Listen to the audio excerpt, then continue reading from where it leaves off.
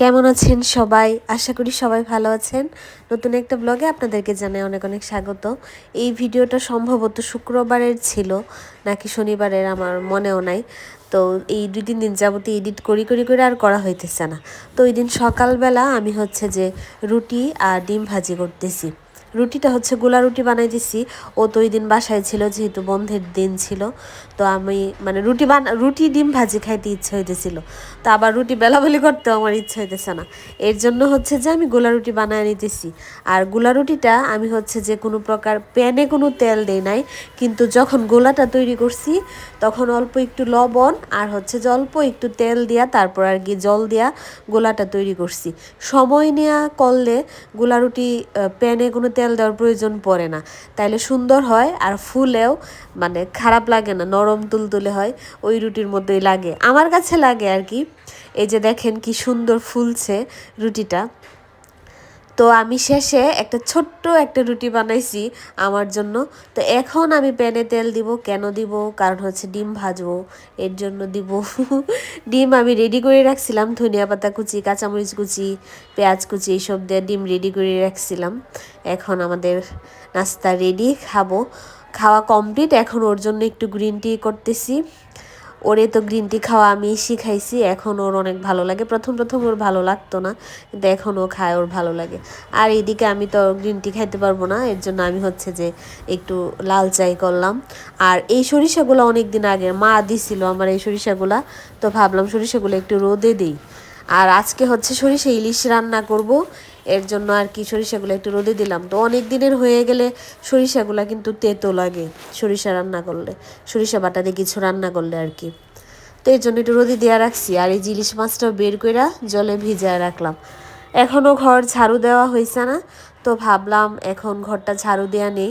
আর ও গেছে এখন বাইরে, তো ঘরটা ঝাড়ু দিব আর টুকটাক একটু একটু কাজ আছে, এগুলা করব, তারপর আর কি রান্না শুরু করব। তো ওর জুতাগুলা একটু ময়লা হয়ে আছে, তো ভাবলাম জুতাগুলো একটু পরিষ্কার করে রাখি। ওই দিন একটা দিদি বলতেছিল আর কি যে দিদি তুমি এরকম প্রেগনেন্সিতে এত কাজ টাজ করো না। আমি আসলে আহামরি কোনো কাজ টাজ করি না। আমি হচ্ছে যে এই তো আমাদের যে দৈনন্দিন যা কাজকর্ম আছে এগুলাই করি আর কি, সাবধানতা অবলম্বন করেই করি। আমার মনে হয় কি যদি এটা আপনার নর্মাল প্রেগনেন্সি হয় তাহলে আপনি ঘরে সব কাজই করতে পারবেন। অবশ্যই সতর্কতা অবলম্বন করতে হবে, ভারী কাজ করা, বৈশা বৈশা হচ্ছে যে ঘর মোছা, এগুলার ক্ষেত্রে অবশ্যই সতর্কতা অবলম্বন করতে হবে। কাপড় চোপড় ধোয়া ধুই, এই ক্ষেত্রগুলোতে সতর্কতা অবলম্বন করতে হবে, এগুলো অ্যাভয়েড করাই ভালো। তো আমি হচ্ছে যে এখন ঘরটর মুছি না, কাপড় চোপড় ধোয়া ধুয়েও ওইরকম করি না। কাপড় চোপড় যা আছে ওই এখন ধুয়ে দেয়। ওর একটা প্যান্ট আর ওর একটা জ্যাকেট ভিজায় দিলাম, ও তো বাইরে গেছে, আয়সা হচ্ছে আর কি ধুয়ে দিবে। আর ঘর মুছা বলতে আমি শুধুমাত্র রান্নাঘরটা মুছি, আর হচ্ছে যে প্রতিদিন তাও মুছি না। আর হচ্ছে যে মানে ওই যে বৈশা এখন এমনিও পারি না ওইরকমভাবে ভালো করে মুছতে। আর হচ্ছে যে শুধুমাত্র ঠাকুর ঘরটা মুছি আর কি, যে জায়গাটাতে পূজা দেয় ওই ঘরটা তো মুছাই লাগে। আর এমনি কিছুদিন পর পর ও হচ্ছে যে ঘর মুছে।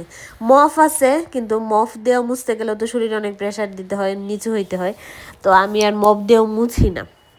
ও না করে কাপড় চোপড় আমি শুধুমাত্র হচ্ছে যে হালকা পাতলা যেগুলো আছে, পাতলা পাতলা ছোট ছোট কাপড় চোপড় যেগুলো থাকে এইগুলো আর কি আমি ধুয়ে দিই, বাদ বাকিগুলো ওই ধোয়, ওই ধোয়া পাকলা করে আর কি। এখন ওর একটু কষ্ট হয় আর কি, এইগুলা করা লাগে ওর। এই সাবধানতাগুলো আমি অবলম্বন করি। আর এছাড়া টুকটাক যা কাজকর্ম এগুলো আসলে করাই যায় যদি কোনো সমস্যা না থাকে, এই আর কি ব্যাপার। আর আমার ভালোও লাগে, অ্যাক্টিভ থাকতে পারলে ভালো, তাহলে হচ্ছে যে আমার মনে হয় যে এটা শরীরের জন্য ভালো। একদম শোয়া বসা শরীরের জন্য এটা আরও ক্ষতি। এক এক সবার সেম না। যদি আপনার ডাক্তার আপনাকে বলে বেড রেস্টে থাকতে, অবশ্যই you should take bed rest. আমার মনে হয় আদারওয়াইজ ঘরের নর্মাল কাজকর্মগুলো করাই যায়, এগুলা কোনো ব্যাপার না। যাই হোক, তো এখন হচ্ছে যে আমি একটু সরিষা ইলিশটা রান্না করতেছি। এই তো আমি হচ্ছে যে কালো জিরা সম্ভার দিছি, তারপর হচ্ছে যে সরিষা বাটাটা দিয়ে দিছি। আর সরিষা বাটাটার সময় মানে পেস্ট করে নিছি আর কি ব্লেন্ডারে, কাঁচামরিচ আর হচ্ছে যে একটু লবণ দিছি, লবণ দিয়ে তারপর জল দিয়ে সরিষাটা পেস্ট করছি। আর হচ্ছে যে একটু হলুদের গুঁড়া দিছি, কয়েকটা কাঁচামরিচ দিছি, আর একটু জিরার গুঁড়া দিছিলাম। লবণ দিছিলাম, দেওয়ার পর হচ্ছে যে একটু সরিষাটা কষায় নিছি, কষানোর পরে এই যে মাছগুলা দিয়ে দিছি, মাছগুলা দিয়ে এখন আর একটু জল দিয়ে দিলাম আর কি, আর কয়েকটা কাঁচামরিচও দিয়ে দিলাম। আর সরিষা তো বেশি ফুটানো লাগে না, বেশি রান্না করা লাগে না, তো তেতো হয়ে যায়। এই তো রান্না কমপ্লিটই। আর আমি হচ্ছে ফাঁকে একটু দুধ খেয়ে নিছি। দেখা যায় অনেক সময় রাতের বেলা দুধ খেতে ভাল লাগে না, তো আমি হচ্ছে ওই দিন দুধ থাকে, পরের দিন আর কি দিনের বেলা খাই। অনেক ঘুমানোর আগে দুধ খাওয়াটাই ভালো, ঘুমটা ভালো হয় একটু কুসুম গরম দুধ খাইলে, কিন্তু অনেক সময় ইচ্ছা করে না, তখন দিনের বেলা খাই আর কি। যাই হোক, তো এই তো রান্না তো কমপ্লিটই। তো আমি হচ্ছে যে এখন একটু কাঁচা সরিষার তেল মিক্সড করে নিলাম সরিষা ইলিশটাতে। তো যে পরিমাণ সরিষা আমি পেস্ট করছিলাম সবটা আর আমার ওই মাছে লাগে নাই, তো ভাবলাম যতটুকু আছে ওইটা দিয়ে সিম চচ্চড়ি করে ফেলি। তো এর জন্য আর কি, আর ফ্রিজে অনেকগুলো সিমও আছে, সিমগুলো অনেক দিন হয়েছে। টুকটাক করে ভাজি টাজি রান্না করতেই আসি, তা সত্ত্বেও হচ্ছে যে অনেকগুলো আছে।